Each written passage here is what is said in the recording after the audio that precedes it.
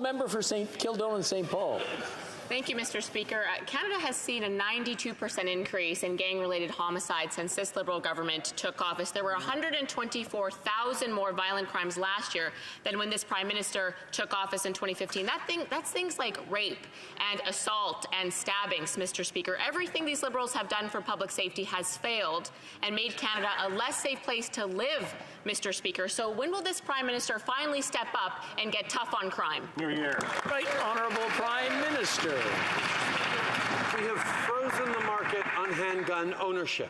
We are fighting gun smuggling and trafficking by investing yet another $137 million for CBSA in this year's fall economic statement. And our new legislation will also help revoke licenses for people who've been charged with domestic violence or stalking. These are evidence-based measures that will save lives. And while we're fighting to make our communities safer, the Conservative Party is fighting to make assault weapons legal again.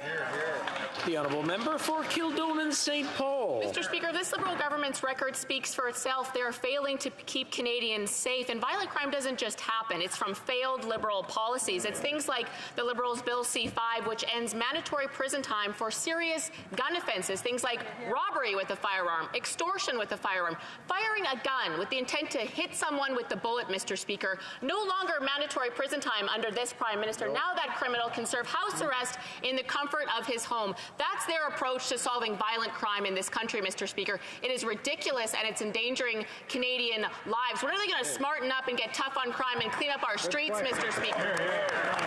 The right honourable Prime Minister. Speaker, we have now passed legislation to address the overrepresentation of Black Canadians and Indigenous peoples in the criminal justice system.